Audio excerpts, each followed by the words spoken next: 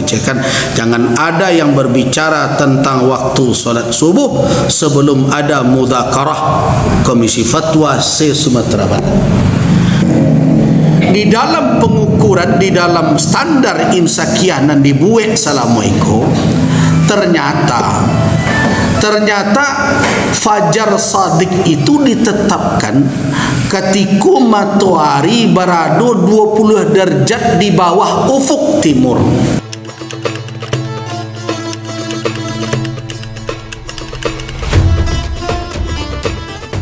Memajukan waktu.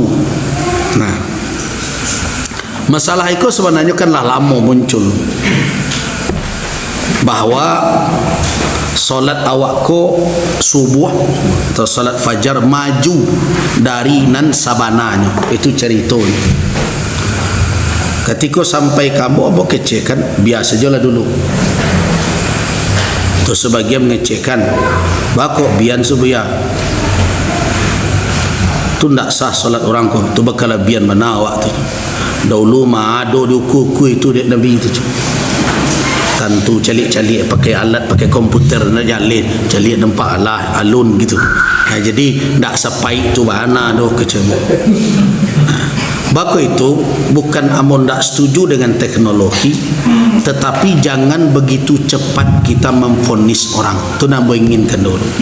Tetapi kan dibicarakan, tentu akan dibicarakan.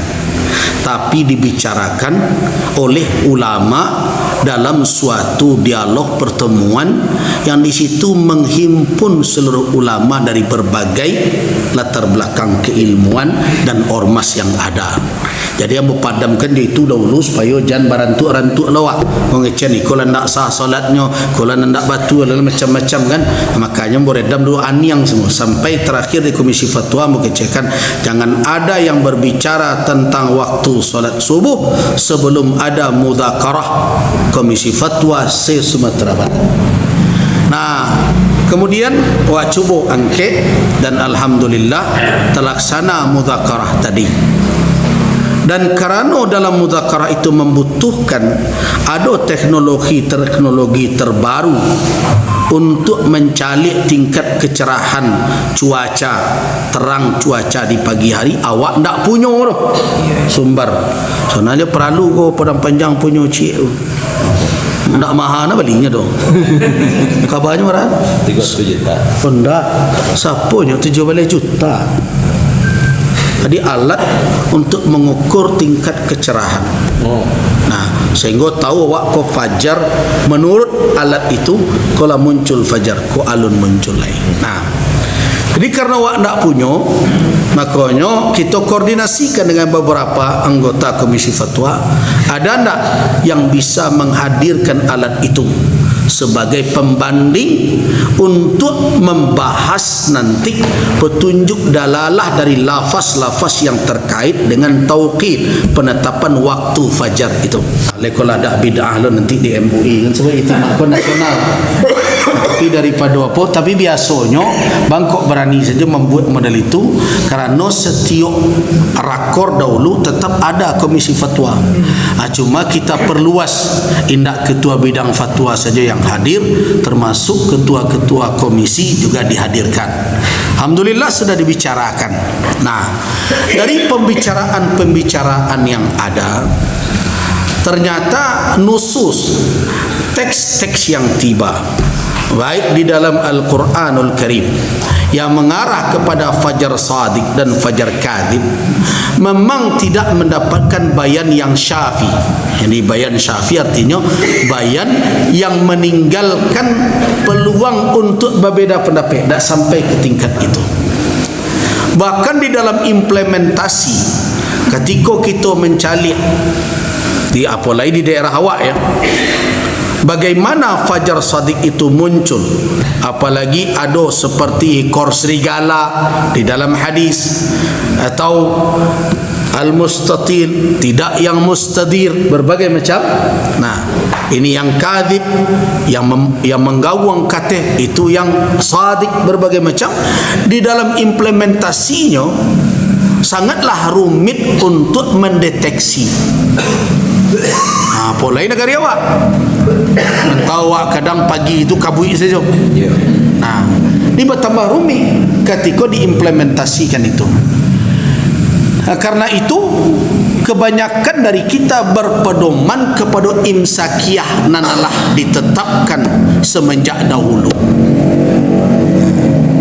Di dalam pengukuran, di dalam standar imsakiyah nan dibuat Assalamualaikum, ternyata fajar sadiq itu ditetapkan ketika matahari berada 20 derajat di bawah ufuk timur. Jadi 20 derajat sebelumnya tabi muncul bulatannya tu, itulah dianggap fajar sadiq. Dianggap bahwa cahayanya lah menggawang katih, tidak memanjang sepanjang kaki langit itu. Yang dikatakan bagaikan ekor serigala nan tagak itu kan gitu. Nah, berapa di dalam perhitungan ilmunya, dalam perhitungan ilmu hisabnya, ilmu hisab dimaksud ilmu falak ya, bukan ilmu hisab nan. Nah, jadi 20 derajat. Nah, dari penelusuran para ulama kita, ternyata 20 derajat itu yang menetapkan batas 20 derajat di bawah ufuk itu Indonesia saja. Iya. Itulah masalahnya. Hati-hati di Mesir 9 balai setengah, ini tambah sila setengah sekostek. Wallahu a'lam. Nah, jadi penetapan 20 derajat itu sulit dideteksi. Itu dalam temuan awak, dalam muzakarah awak. Nah, kemudian tentu dari kajian awak itu dicuba membanding dengan lembaga-lembaga internasional yang juga mengkaji hal yang sama, termasuk Ummul Qura, termasuk Rabitah, termasuk lembaga fatwa Majma' Fikih, termasuk juga Darul Ifta di berbagai negara. Ayo ndak ada 20 tu dong. Nah, jadi secara kesimpulan awal tak gagih awak. Tentu awak babayak sangkus awak gak rajin salat subuh. Capek itu ya. Tak kaja awak kok. Ingin capek. Itu. Nah, jadi karena itu dicarilah. Ternyata ada orang yang telah menetapkan 15. Ada yang menetapkan 16 derajat. Nah, yang paling rendah menetapkan itu adalah Mesir. Mereka bertemu dari penetapan mereka lama itu 19, kemudian nyambi hati-hati setengah, 19 setengah. Tinggi juga dari awak stek. Nah, sedangkan dari berbagai informasi yang didapat Rabitah dan lain-lain, Rabitah itu kan himpunan dari lembaga-lembaga keumatan di luar pemerintah gitu kan. Nah, ditemukan bahwa mereka menetapkan 18 derajat. Dan banyak yang merujuk ke sana juga berdasarkan kepada penelitian dengan mempergunakan alat skymeter quality itu.